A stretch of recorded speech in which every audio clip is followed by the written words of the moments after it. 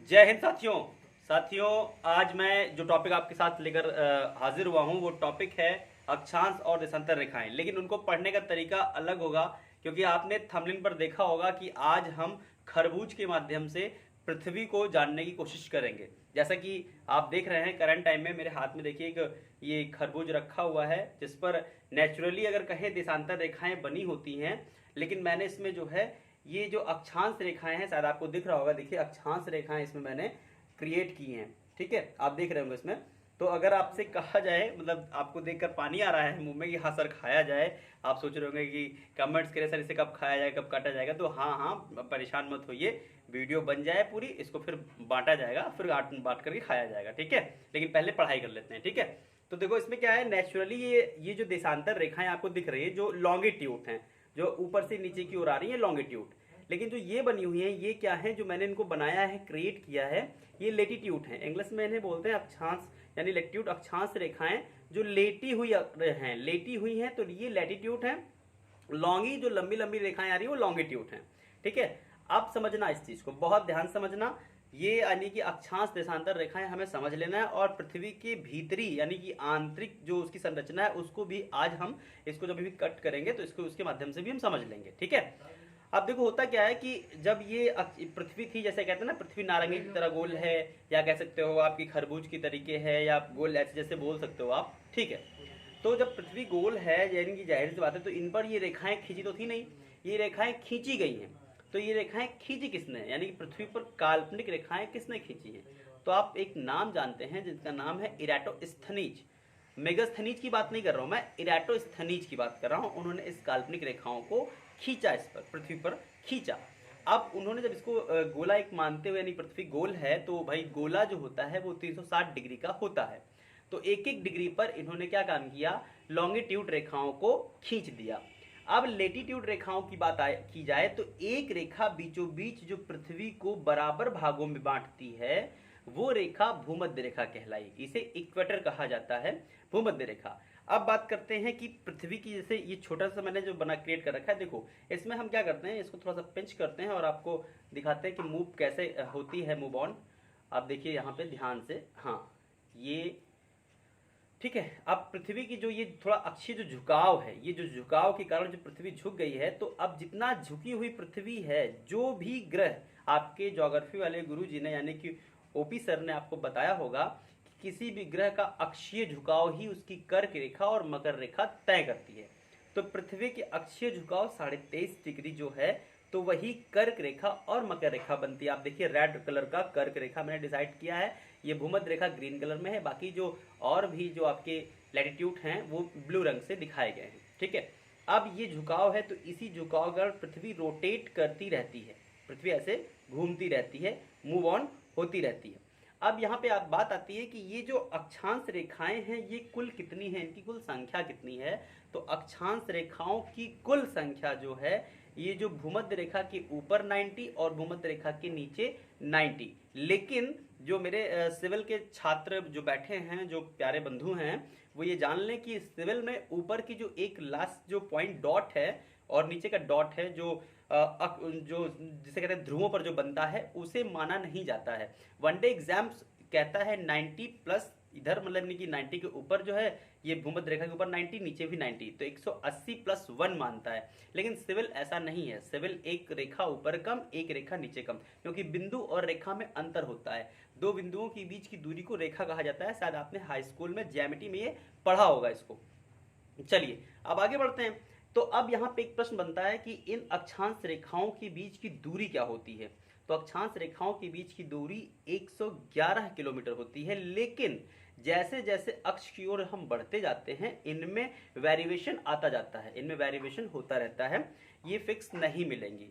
अब same procedure यह आता है कि इनका कार्य क्या है, इनको खींचे जाने का उद्देश्य क्या है, भाई ये क्यों खींची जा रही है?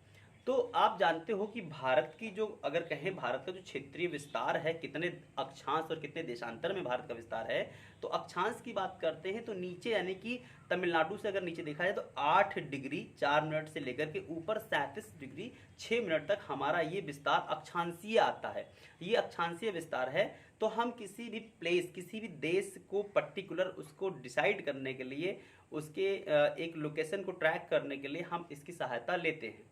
ये तो बात हुई हमारी किसकी, लेटीट्यूड की, ठीक है, यानी कि अक्षांश रेखाओं की बात हुई। ओके, अब बात करते हैं लॉन्गिट्यूड। तो जो लॉन्गिट्यूड हैं, जो ये लंबी लंबी रेखाएं आ रही हैं ऊपर से नीचे की ओर, यानी कि इस ध्रुव से वो जो है उत्तरी ध्रुव से दक्षिणी ध्रुव की ओर जो रेखाएं आ रही हैं लॉन्गिट्यूड, इनका कार्य क्या है, ये किसी भी देश के एक फिक्स प्लेस को और अक्षांश रेखाओं के साथ ये जब कॉम्बिनेशन करती हैं तो उनके यानी कि जलवायु को डिसाइड करती हैं।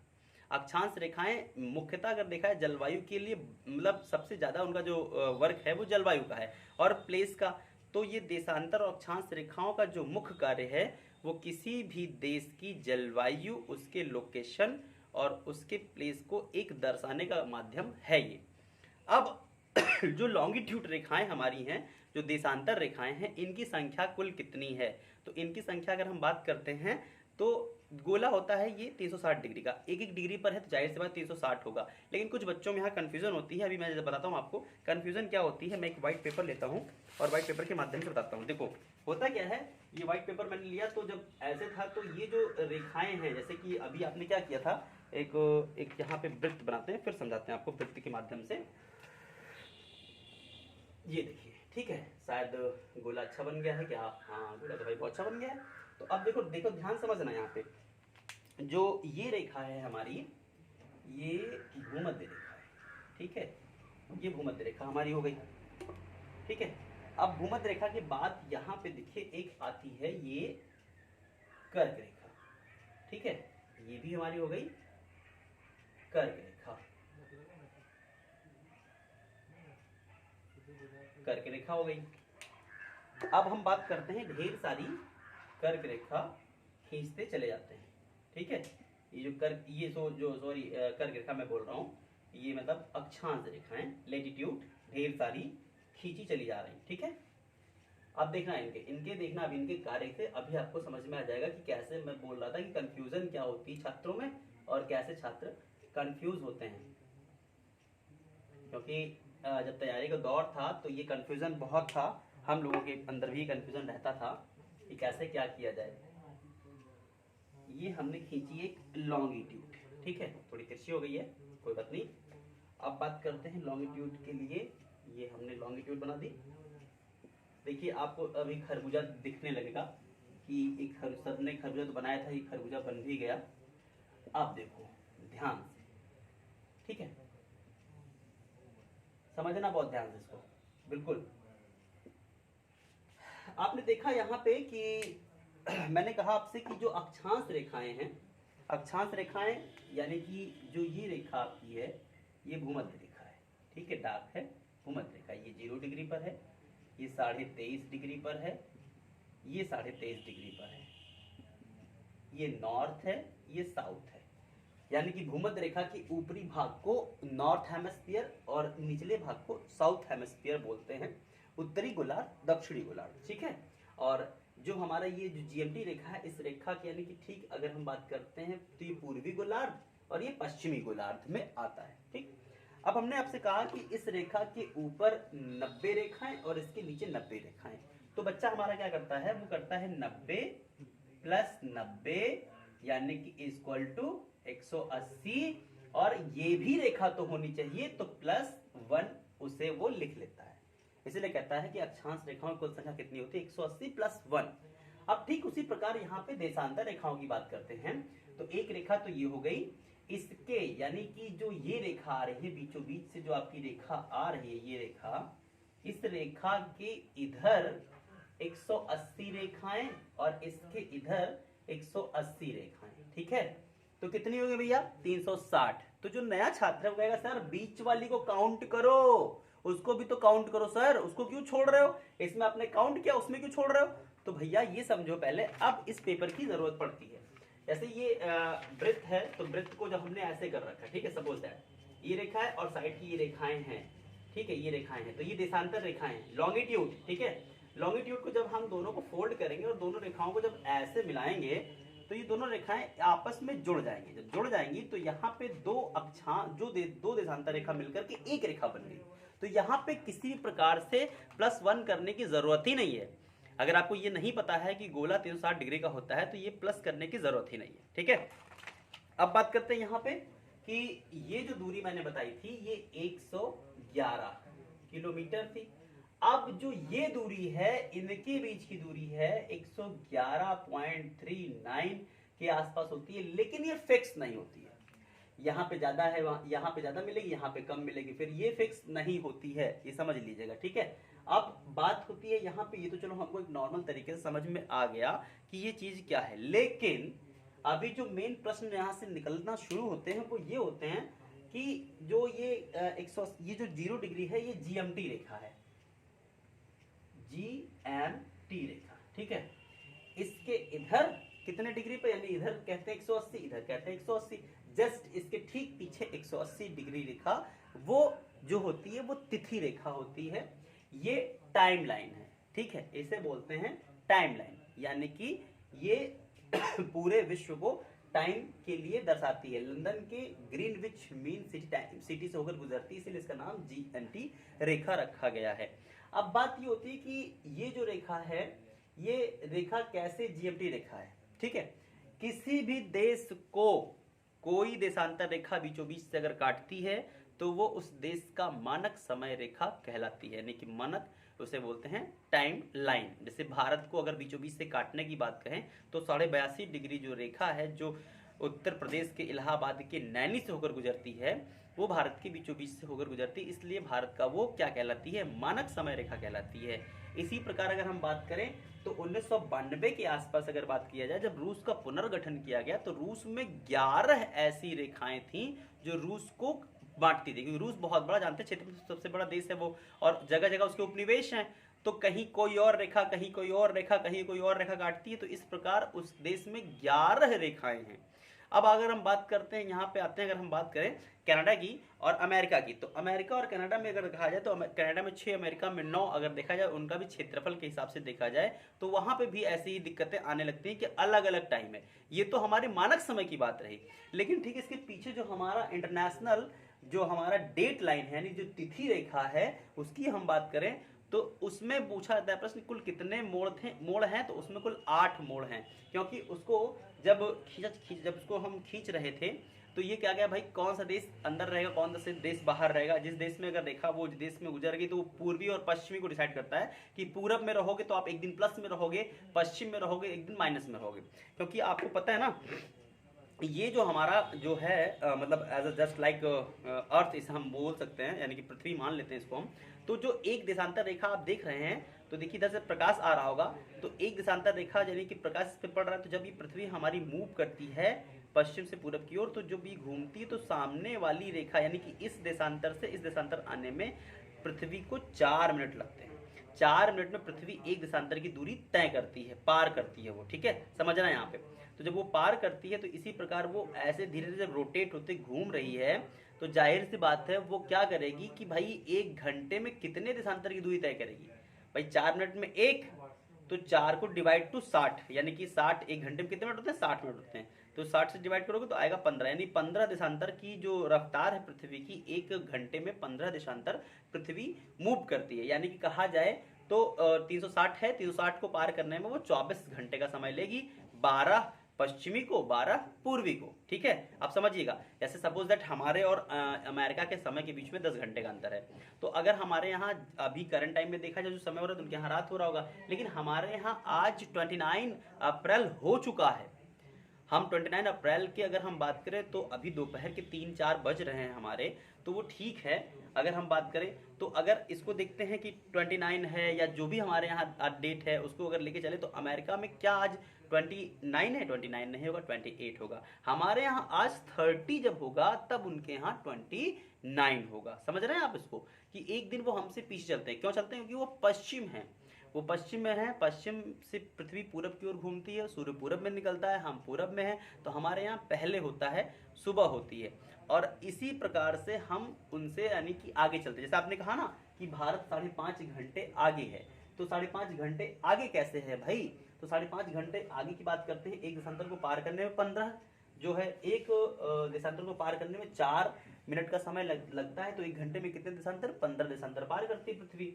तो 82.5 डिग्री जो ये भारत का मानक समय है, इसको अगर हम 15 से डिवाइड करेंगे तो आपका 5-5.5 घंटे निकल के पूरे पूरे आते हैं। यानी कि जीएमटी से 5.5 घंटे हम आगे हैं। इसी बात से हम निकालते हैं किसी भी देश का मानक समय रेखा। जो भी देश को कोई भी देशांतर रेखा काट रही है बीचों बीच से, वो उसका मानक समय रेखा कहलाएगी। पड़ोसी देश पाकिस्तान को अगर हम बात करें तो 75 डिग्री जो है, 75 डिग्री देशांतर जो रेखा है वो काटती है बीचों बीच से। तो अगर हम 75 डिग्री को हम अगर 15 से डिवाइड करें तो 5 घंटे निकल के आते हैं।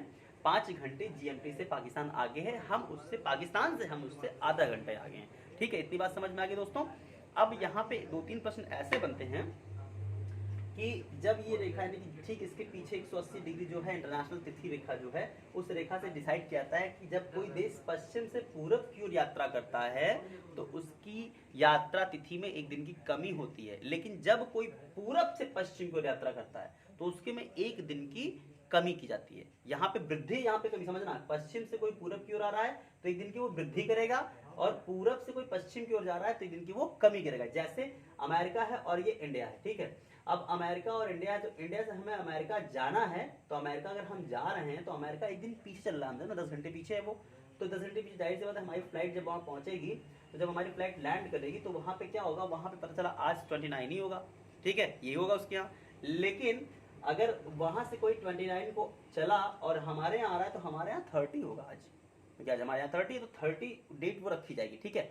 अब आपको ये चीज समझ में तो आ गई होगी अच्छे से बखूबी। इसमें बहुत सी बातें ऐसी हैं जो मैं आपको सिर्फ ऐसे इसे कहते हैं खेल के माध्यम से मैं समझाने की कोशिश कर रहा हूँ ताकि आप समझ सकें, वरना हमारे जो ओपी सर हैं, आपके जो प्यारे ओपी सर, वो काफ़ी अच्छे से इसकी जानकारी देंगे, आपको पूरा डायग्राम बनाएंगे, अच्छे से बताएंगे, बहुत सी बातें हैं वो ऐसी बताएंगे जो मुझे, क्योंकि ज्योग्राफी मेरा विषय नहीं है, सिर्फ मैंने एक इंटरेस्टिंग टॉपिक के तौर पर आपको पढ़ाने के लिए मैंने ये एक दिमाग में खुराफात आया कि ऐसे भी हम पढ़ाई कर सकते हैं, तो इसलिए मैंने आपको बता दिया, ठीक है। अगर हम बात करें तो अगर ये बिल्कुल है, आप जब इससे खाने बैठेंगे तो आपको अब जो है ये एज अ खरबूजा नहीं दिखाई देगा, आपको ये ग्लोब दिखाई देगा, और फिर इसे पढ़ेंगे आप अच्छे से एंजॉय करेंगे। लेकिन अब हम चलते हैं, यानी कि जो ये हमारी जो पृथ्वी का जो झुकाव है, जो मैंने इसको बना रखा है पृथ्वी की तरह, इसको बिल्कुल रोटेट कर रखा है, तो ये जो घूम रही है ये, अगर ये झुकाव ना हो तो पृथ्वी पर शायद जलवायु परिवर्तन ना हो। दिन रात तो होगा लेकिन जलवायु परिवर्तन नहीं होगा, ठीक है।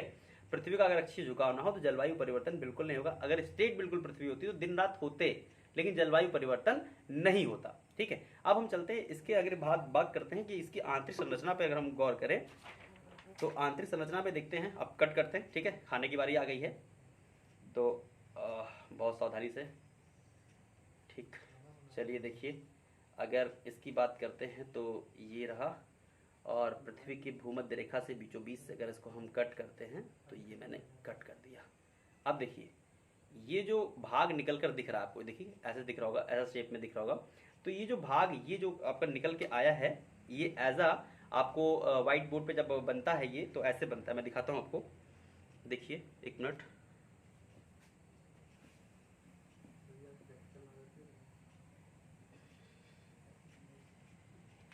जैसे अगर हम बात करते हैं, ये जो भाग मैंने अभी निकाला है, ये भाग ठीक ऐसे होगा, ठीक है, और ये भाग कुछ ऐसे बने होंगे, ठीक।